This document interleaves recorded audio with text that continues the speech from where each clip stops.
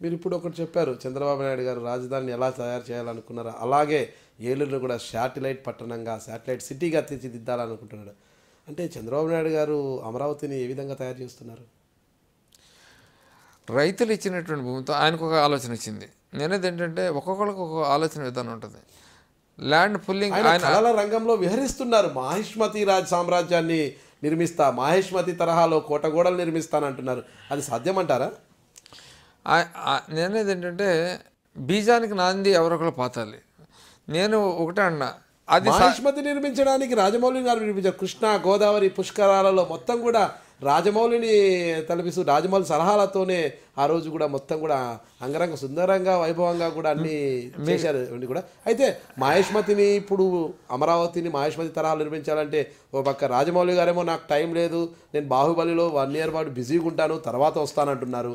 ఈయనేమో సరే రాజమౌళి గారిని మీరు అనుకరించండి, ఆయన అవుట్లైన్ ఇస్తాడు, మీరు మొత్తం చేయండి అనేసి చంద్రబాబు నాయుడు. ఇదంతా ఎప్పుడు కావాలంటే ఈ తరహాలో మీరు కూడా ఎవరినైనా పిలిపిస్తున్నారా ఇక్కడికి, ఈ విధంగా ఉండాలి అనే విధంగా మరో రాజమౌళిని ఎవరినైనా? పట్టణం మీద పూర్తి అవగాహన నాకుంది. చంద్రబాబు నాయుడు గారు ఏంటంటే నగరాలు ఎప్పుడు కూడా గవర్నమెంట్ నిర్మిస్తుంది. మీకు ముఖ్యంగా చెప్పేది ఏంటంటే హైదరాబాద్ అవుటర్ రింగ్ రోడ్స్ ఇవన్నీ ఇన్ఫ్రాస్ట్రక్చర్ క్రియేట్ చేసిన తర్వాత ప్రజలు ఎక్కడెక్కడ కంపెనీస్ వచ్చి ఆటోమేటిక్గా డెవలప్ అయినాయి. ఆ రకంగా హైదరాబాద్ అవుటర్ రింగ్ రోడ్స్ ఇవన్నీ డెవలప్ అవడానికి ఇన్ఫ్రాస్ట్రక్చర్ క్రియేట్ చేశారు. అలాగా ఈరోజు రాజధాని అవసరం చాలా ఉంది.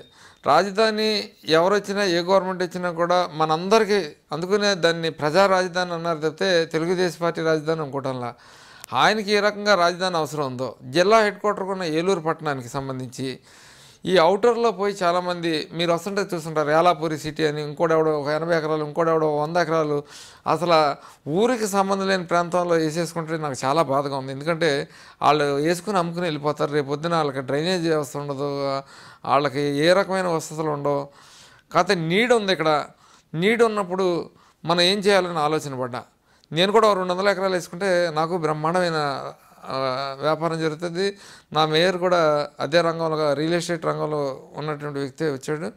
మరి మేము చక్కగా వ్యాపారం చేసుకుంటే ఇద్దరికి బ్రహ్మాండంగా మిగులుతుంది. కానీ ఆయన కూడా రాజకీయాలతో పాటు ప్రజలకు సేవ చేయాలనే ఆలోచన ఉన్నటువంటి మనిషిని తెచ్చుకోవడం వల్ల ఇద్దరు కలిపి ఓ టౌన్షిప్ని మన చరిత్రలో మనం మిగిలిపోతాం, మనం ఏదోటి చేసామనే పేరు మనకు వస్తుంది ఏలూరు పట్టణానికి.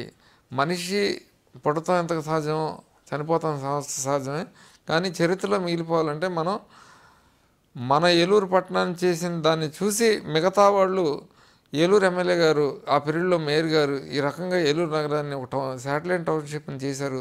ఆ శాటిలైట్ టౌన్షిప్ చేయడానికి నేను ఢిల్లీ పోయా, అదే రకంగా కలకట్టా పోయా, చండీగఢ్ పోయా. ఆ ప్రాంతాల్లో న్యూ టౌన్షిప్, శాటిలైట్ టౌన్షిప్ చేసినప్పుడు ఏ పద్ధతులు అవలంబించారు, వాళ్ళు ఏ ట్రబుల్స్ పడ్డారు, మనం ఆ ట్రబుల్స్ పడకుండా ఏ రకంగా చేయాలి, ఇంత ఎక్సర్సైజ్ చేశా. ఇంత ఎక్సర్సైజ్ చేయడానికి ప్రధాన కారణం టౌన్ ఇంట్రెస్ట్ తప్పితే వేరే ఇంట్రెస్ట్ లేదు. నేను బడేటి బుజ్జిని, తెలుగుదేశం పార్టీ ఏలూరు శాసనసభ్యుడిని. మీరు చూసింది ఐ డ్రీమ్ మీడియాని.